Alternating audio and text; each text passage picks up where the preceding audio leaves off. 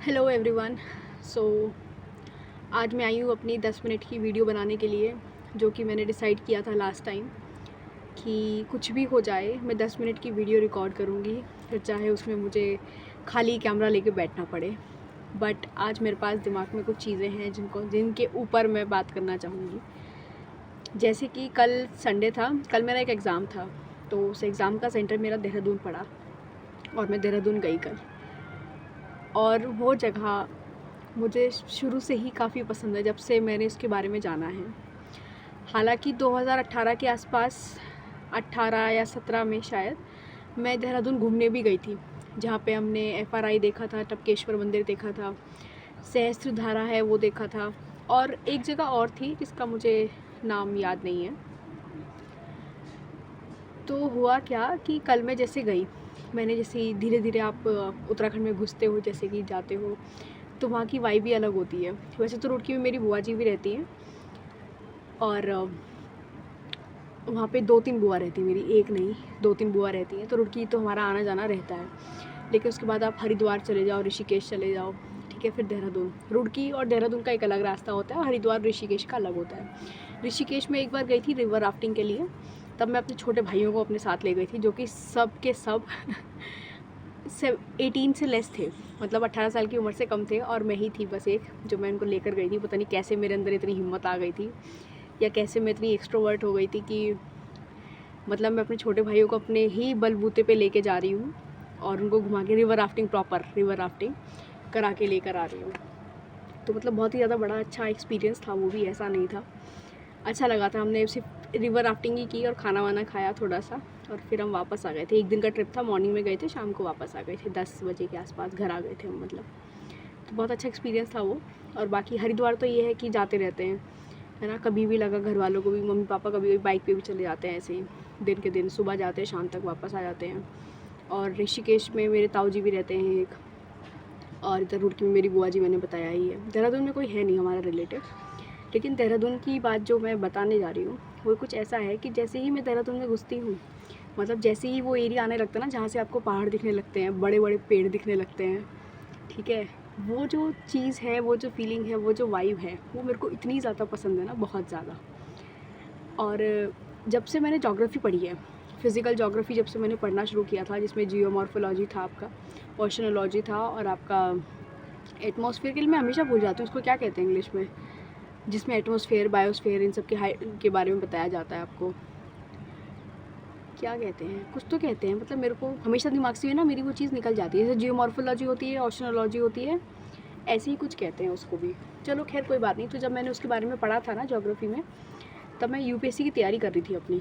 तो उसमें मैंने बहुत सी चीज़ें देखी कि हवा चलती है तो कितने सारे उसके आउटपुट्स होते हैं। एक पहाड़ को अगर एक हवा काटती है तो कुछ और बनता है, ठीक है, और जैसे एक नदी होती है, वो पहाड़ को काटती है तो कुछ और बनता है। तो ऐसी बहुत सी चीज़ें मैंने पढ़ी, तब से मुझे लगता है कि मुझे ज्योग्राफी में काफ़ी इंटरेस्ट आया। जैसे कि मैं बता रही थी, जैसे क्या क्या चीज़ें हैं, जैसे कि माउंटेन्स हो गए, रिवर्स हो गई, फॉरेस्ट हो गया, ट्रीज़ हो गए, एनिमल्स हो गए, क्योंकि कुछ एनिमल्स ऐसे हैं जो एक पर्टिकुलर एरिया में ही पाए जाते हैं, और फिर अगर उनको उसी एरिया में से जस्ट कि उनकी स्पीशीज़ बढ़ जाए, उनकी पॉपुलेशन ज़्यादा हो जाए, उस एरिया से हटाकर अगर प्रॉपर नहीं से, मतलब 1-2 को हटा के ब्रीडिंग करके अगर किसी और जगह रख दिया जाए तो उसमें चेंजेस आ जाते हैं, उसमें जेनेटिक चेंजेस आ जाते हैं। जैसे कि एक हॉर्स के बारे में हमने पढ़ा था, मैंने पता नहीं, मुझे याद तो नहीं है, एक आइलैंड पे उनको छोड़ दिया, वहाँ पे ना पोनीस होती थी, मतलब वो हॉर्स जो है ना वो कभी बढ़ी नहीं पाते थे ज़्यादा। तो उस चीज़ पे स्टडी की गई, बाहर से हॉर्सेस लेकर आए, एक अच्छी ब्रीड की हॉर्सेस लेकर आए, उनको वहाँ पे रखा।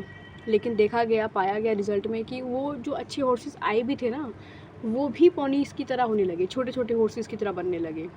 तो मतलब ऐसे एक्सपेरिमेंट्स भी साइंटिस्ट लोग वगैरह करते हैं। अब जैसे लाइगर हो गया, लायन प्लस टाइगर को मिक्स करके लाइगर बना दिया, है ना, ऐसी भी चीज़ें करते हैं। तो जो भी है, मतलब ये सब चीज़ें मुझे बहुत ही ज़्यादा, कैसे बताऊँ, मुझे बहुत अच्छी लगती है। तो कल जैसे मैं बस में बैठी थी, सबसे पहले तो बड़े बड़े पेड़ दिखते हैं आपको, वो इतना बड़ा पेड़ होता है, इतना बड़ा पेड़ होता है, बहुत बड़ा पेड़ होता है। और वो पेड़ आपको नहीं पता वो कब कैसे लगे, कहाँ से लगे, कितने साल पुराने हैं। कुछ कुछ पेड़ तो ऐसे हैं खुद ही अपने आप ही बूढ़े हो जाते हैं, सूख जाते हैं, पत्ते झड़ जाती हैं, फिर खुद ही टूट के गिर जाते हैं, किसी दिन हवा का झोंका तेज़ आया है, या किसी जगह से थोड़ा बहुत मूवमेंट हो जाए, अगर धरती में मूवमेंट हो जाए तो। वैसे मैंने वहाँ देखा कि इस बार पहाड़ को तोड़कर रास्ता बनाया गया है, है ना। मतलब एक प्रॉपर से पहाड़ होता है ना, तो उसको बीच में से तो नहीं काटा, बीच में से काटना ऑब्वियसली बहुत ज़्यादा मुश्किल होगा, है ना, और मे बी रिस्की भी हो। तो उन्होंने क्या किया, ऐसे पहाड़ होता है तो इतना हिस्सा ले लिया कि इधर से थोड़ा सा काट दिया, उधर से थोड़ा सा काट दिया, तो यहाँ से बीच में से रास्ता निकाल दिया, ऐसे पहाड़ का काट के रहा। मेरे दिमाग में जब मैंने वो सब चीज़ें देखी तो मेरे दिमाग में सिर्फ एक ही चीज़ आई कि जब पहाड़ को काटा गया होगा तो पहाड़ को भी तो ख़राब लगा होगा ना, कि मतलब पता नहीं, मुझे ऐसा लगता है कि उनमें भी कुछ समथिंग लिविंग टाइप कुछ होता होगा, ऐसा नहीं है। पंखा चलता है तो उसमें भी देख लगता है कि अरे थक गया, इसको बंद कर दो। तो पहाड़ तो फिर भी एक नेचुरल चीज़ है, मुझे लगता है जितनी भी नेचुरल चीज़ें हैं उन सब में एक ना एक लिविंग फॉर्म होता है, एक सोल होता है, मुझे ऐसा लगता है। तो मैंने पहाड़ को देखा, मुझे थोड़ा बहुत क्या बहुत ज़्यादा ख़राब लगा, बट उसमें मैं कुछ नहीं कर सकती, जस्ट फॉर दी प्रोडक्शन, है ना। हम ह्यूमन बींग्स क्या करते हैं, पेड़ों को काट देते हैं, पहाड़ों को काट देते हैं। मतलब मेरा इसमें कोई ओपिनियन मुझे समझ में नहीं आता, मैं क्या कहूँ क्या ना कहूँ। खैर चलो।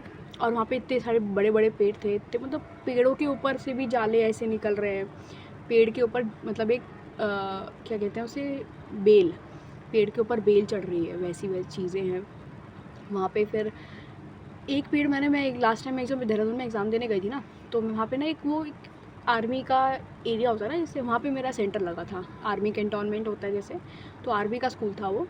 तो मैं जैसे ही वहाँ पे अंदर हमने एंट्री ली तो मैंने वहाँ पे एक पेड़ देखा, जितना बड़ा हमारा घर है ना, घर का एक कमरा है, सॉरी, है ना, जितना बड़ा घर का एक कमरा है, उस पेड़ का ट्रंक ही इतना बड़ा था। मतलब मेरे को थोड़ा साइज़ का हिसाब समझ में नहीं आता कि भाई 200 मीटर है तो इतना हो गया, 100 मीटर है तो 100 मीटर, मतलब ऑब्वियसली 100 मीटर तो पता ही है कितना हो गया, बट वो पेड़ का ट्रंक कितना था, इतना हमारा एक कमरा है, वो इतना बड़ा ट्रंक था। उसको ऊपर से देखो तो वो इतना बहुत बड़ा दिख रहा था, बहुत बड़ा, मतलब बेहद बड़ा। वो देख के मुझे इतना ज़्यादा, बहुत ही ज़्यादा सुंदर लगा कि भाई कितना बड़ा पेड़ है ये। वो इतना ज़्यादा फैसिनेट मुझे चीज़ें करती हैं वहाँ की नहीं, कहीं भी। तो जब मैंने ज्योग्राफी का बारे में पढ़ा तो उसमें मैंने माउंटेन्स देखे, फॉरेस्ट देखे, ट्रीज़ देखे, एनिमल्स देखे, ठीक है, डेजर्ट्स देखे, आइस डेजर्ट देखे, ड्राई डेजर्ट्स जिनको हम कहते हैं। कुछ जगह ऐसी हैं जहाँ पे सिर्फ रेप्टाइल्स होते हैं, जैसे अमेज़न का जो एरिया है वहाँ पे रेप्टाइल्स ज़्यादा मिलेंगे आपको, है ना, वहाँ पे आपको फंगस ज़्यादा मिलेगी। तो पेड़ बहुत बड़े होते हैं, धूप लेने के चक्कर में बहुत बड़े बड़े होते चले जाते हैं, वही की बात है ना। हाँ, है ना। मैं हो सकता है कि मैं गलत भी बोलूँ, तो ऐसा भी हो सकता है। मैं ये नहीं कहती मैं बिल्कुल सही बोल रही हूँ, मैंने सही पढ़ा एकदम मैं ही सही हूँ, ऐसा बिल्कुल भी नहीं है भाई। हो सकता है मैं भी कई बार ना हो जाता है कि इधर की चीज़ इधर बोल दी, इधर की चीज़ इधर बोल दी, और बोलने में सबसे ज़्यादा दिक्कत होती है। तो वहाँ पे ठीक है, वहाँ पे फंगस आपको मिलेगा। जैसे कि डेज़र्ट है, वहाँ पर आपको तेज़ दौड़ने वाले जानवर ज़्यादा मिलेंगे, जैसे कि आपका सहारा डेज़र्ट है, उसमें आपको ज़ेब्रा मिलेगा, उसमें आपको जिराफ मिलेगा, टाइगर वगैरह मिलेंगे, लायंस मिलेंगे, क्योंकि वो बहुत, जिनकी स्पीड ज़्यादा होती है। वहाँ पे खुले मैदान होते हैं, सिर्फ मिट्टी मिट्टी होती है, तो बहुत तेज़ से वो भाग पाते हैं। वहाँ पे पेड़ नहीं होते कि भाई इधर टकरा जाऊँगा उधर टकरा जाऊँगा, ऐसा नहीं होता। तो ये बहुत अलग चीज़ है, मतलब अगर आप उसको नोटिस करो तो बहुत अलग चीज़ है। अगर आप ऐसे ही पहाड़ों में चले जाओ, बर्फ़ की जगह जहाँ पे हैं, तो वहाँ पे फ़र वाले ज़्यादा एनिमल्स आपको मिलेंगे, जिनके ऊपर ऊन होती है एक तरीके से, जैसे शीप है, पोलर बियर है, और आपका जैसे कि वो क्या बोलते हैं उसको, लेपर्ड्स वगैरह होते हैं, उसमें भी जो फ़र होता है उनका बहुत ही मे बी स्ट्रॉन्ग होता होगा, जो भी जैसे भी उसको प्रोनाउंस करेंगे, जो भी इसकी टर्म होगी, मतलब उस हिसाब से कि उनको ठंड नहीं लगती, मतलब वो कोल्ड एरियाज़ में रह पाते हैं। तो ये भी मतलब बहुत ही अलग सी चीज़ है, अगर उसको सोचा जाए, समझा जाए कि भाई एक पर्टिकुलर जगह है, उस पर्टिकुलर जगह के ही कुछ एनिमल्स हैं, कि आप उन एनिमल्स को उठा के कहीं और नहीं रख सकते।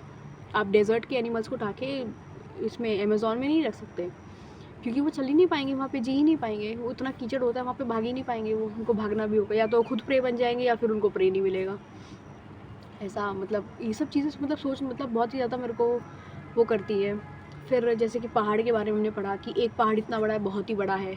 अलग अलग तरीके के पहाड़ होते हैं, कुछ पहाड़ ऐसे हैं जो कि एक टाइम पे बहुत ही बड़े थे और आज के टाइम पे जो है बिल्कुल ख़त्म हो गए हैं, हवा की वजह से उसको इरोजन हो गया है उसका, है ना, उसका इरोजन होते होते मिट्टी बन गई है, पत्थर बन गए हैं उनके। जैसे कुछ नए नए पहाड़ हैं जो अभी उभर ही रहे हैं, एक तरीके से देखा जाए तो उनका एग्जांपल मुझे पता नहीं है, मे भी पता नहीं उभर रहे हैं कि नहीं उभर रहे हैं, बट ऐसे है। जैसे कि कुछ माउंटेन्स वोल्केनो माउंटेन्स होते हैं कि वो एकदम विस्फोटक होते हैं एक तरीके से, वोल्केनो, उसमें से लावा निकल सकता है कहीं भी। कई बार होते हैं जो वोल्केनो तो वो भी अलग तरीके होते हैं, कुछ होते हैं जो कि कभी भी निकल सकते हैं, कभी भी उसमें से, जैसे कि अभी रिसेंटली इथोपिया में ऐसा हुआ है ना, उसका वोल्केनो एक जो है वो फट गया। इंडोनेशिया में एक माउंटेन था वो हो गया, माउंटेन कह रही वोल्केनो, है ना। अलग तरीके कुछ माउंटेन ऐसे हैं जो कि बिल्कुल ही ख़त्म है, जिनके कभी भी आगे से मतलब ये तो नहीं कह सकते कि आप बिल्कुल ही उनको वो घोषित कर सकते हैं कि भाई इसमें से अब कभी लावा नहीं निकलेगा, कभी भी कुछ भी हो सकता है, देखो है ना। तो ऐसे भी वोल्केनोज हैं आपके, ऐसे ही आपके जैसे कि ये रेप्टाइल्स वगैरह होते हैं, सांप वगैरह हो गए जैसे आपके, और आपकी छिपकली वगैरह हो गई, क्रोकोडाइल्स वगैरह हो गए, ये सब अमेज़ोन में मिलते हैं, क्योंकि वहाँ पे जो मिट्टी है वो बहुत ही ज़्यादा गीली मिट्टी टाइप से है, उसमें रेंगने वाली चीज़ें ज़्यादा चलेंगी, वहाँ पे कीड़े मकोड़े ज़्यादा मिलेंगे आपको, ठीक है। और भी मतलब ऐसी बहुत सी चीज़ें हैं जो कि मुझे बहुत ज़्यादा फैसिनेट करती हैं जब से मैंने ज्योग्राफी पढ़ी है। अब जैसे रिवर है, वो पहले एक यूथ स्टेज में रहती है, फिर एक मिडिल एज में आती है, फिर एक ओल्ड एज में जाती है। तो जैसे नदी आती है तो नदी पहाड़ को काटती चली जाती है, छोटे छोटे पत्थर बनते चले जाते हैं, फिर एक वो पत्थर अगर एक ही गड्ढे में गिर जाए और उसमें गोल गोल गोल प्रेशर, पानी के प्रेशर से घूमता रहे घूमता रहे घूमता रहे, तो उसमें पॉट होल्स बन जाते हैं, वाटरफॉल हो जाता है, रैपिड्स बनते हैं। अलग अलग सपोज ये दूसरे तरह का पत्थर है, ये दूसरी तरह का पत्थर है, तो इसमें क्या होगा, जैसे पानी आएगा, ये तो इरोड हो गया, ये इरोड नहीं हुआ, तो इससे ऐसे करके रैपिड बनेंगे। जैसे हम घूमने जाते हैं ना, रिवर राफ्टिंग करते हैं, तब की बात है। तो मतलब हर चीज़ का अपना एक अलग जो तरीका है बनने का, उसका इरोड होने का, ख़त्म होने का भी, उसका जीने का भी जो तरीका है, बहुत अलग अलग चीज़ें हैं। और मेरे को ये सब चीज़ें बहुत अच्छी लगती हैं, तभी मैंने ट्रैवलिंग का सोचा कि कभी कुछ ऐसा हुआ तो मैं ट्रैवल ज़रूर करूँगी और अलग अलग चीज़ें जाके देखूँगी कि दुनिया में क्या क्या है, कैसा है, क्यों है।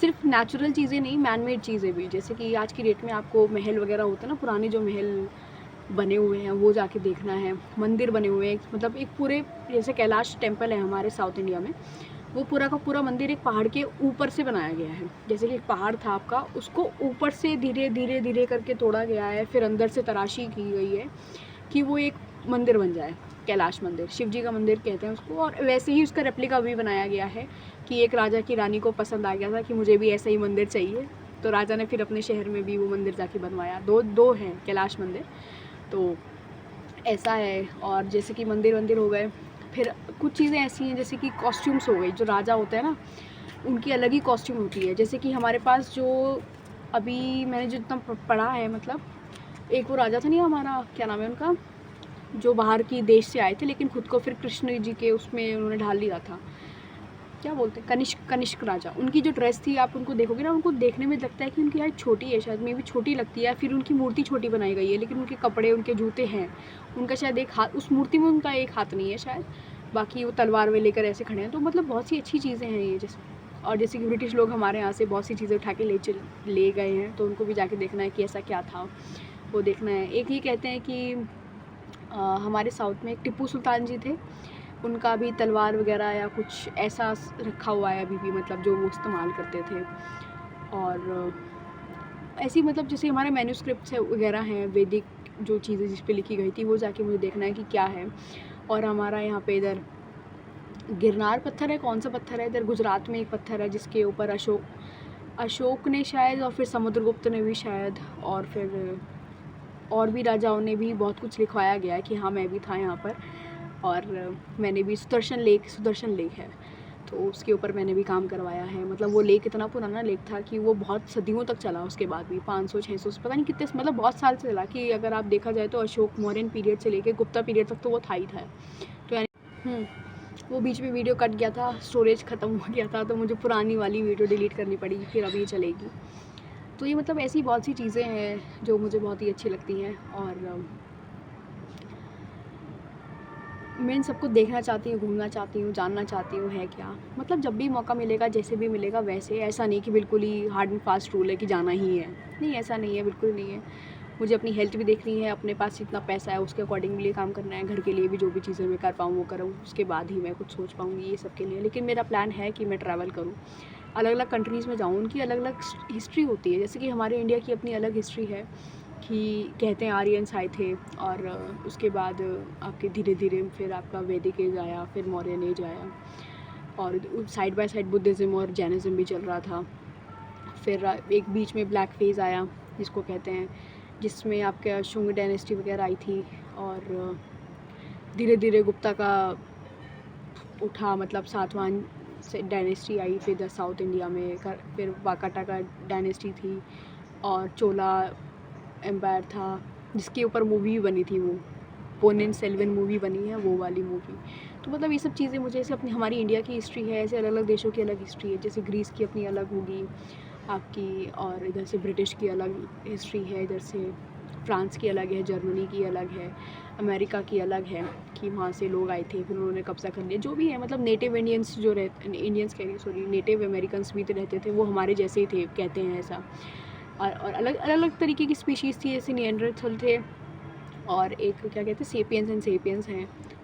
तो मतलब बहुत सी चीज़ें हैं जिनके बारे में मुझे जानना है, पढ़ना है। तो मुझे लगता है कि क्यों ना मैं ऐसा करूँ कि रोज़ कुछ ना कुछ एक ऐसा टॉपिक उठाऊँ जिसके बारे में बात कर सकूँ। कोई भी रैंडम टॉपिक, ज़रूरी नहीं है कि वो हिस्ट्री से रिलेटेड हो, ज्योग्राफी से रिलेटेड हो, जो भी मुझे समझ में आता है जितना भी, मैं उसके ऊपर बात करूँ। तो ये मैं चाहती हूँ, मतलब अपनी 10 मिनट की वीडियो मैं बना के पोस्ट करूँ। तो ये सब चीज़ें हैं। मेरे को नहीं समझ में आया मैंने इस वीडियो में क्या किया, क्या नहीं किया, क्या कहा, क्या नहीं कहा, एक सिस्टमेटिक वे था कि नहीं था। बट जो भी चीज़ें मेरे दिमाग में आई, जैसे कि मैं किसी सवाल का आंसर लिखती हूँ, मैंने वैसे उसमें बात करी है। तो I am happy in it. जैसा भी ये देखा जाएगा, जो भी होगा। At least I am talking to someone for 10 minutes only in a day, जो कि मुझे अच्छा लग रहा है। और आज मैं खुद को बहुत अच्छी लग रही हूँ। ये मेरा भाई लेकर आया था, वैसे तो ये मम्मी का है, वैसे मैं मम्मी डाल दी नहीं तो मैंने पहन लिया। मेरे पास ग्रीन कलर का है, और आई एम हैप्पी। कल एग्ज़ाम मेरा ख़त्म हो गया है। जो भी है, देहरादून बढ़िया जगह है भाई, तो अगर आप वहाँ रहते हैं तो भाई बहुत ही अच्छी जगह है, I like it. Okay then bye, है ना, ज़्यादा टाइम हो गया मुझे लग रहा है वीडियो को। ठीक है, ध्यान रखें अपना, और मिलते हैं फिर नेक्स्ट वीडियो में। पता नहीं क्या होगा क्या नहीं होगा, कल रिकॉर्ड की जाएगी वो, कल ही देखा जाएगा क्या टॉपिक सेलेक्ट करना है क्या नहीं। और हो सकता है मैं कुछ दिनों तक एक ही कपड़ों में दिखूँ, तो प्लीज़ डोंट जज मी, है ना। मैं ज़्यादा वो नहीं करती, मतलब ज़्यादा इतना फोकस नहीं करती कपड़ों वपड़ों पे ना, खुद पे भी अभी तक इतना नहीं है। मुझे लगता है कि अभी मैं इनर साइड से ज़्यादा स्ट्रॉन्ग होना चाहती हूँ rather than from my appearance. ठीक है, बाय।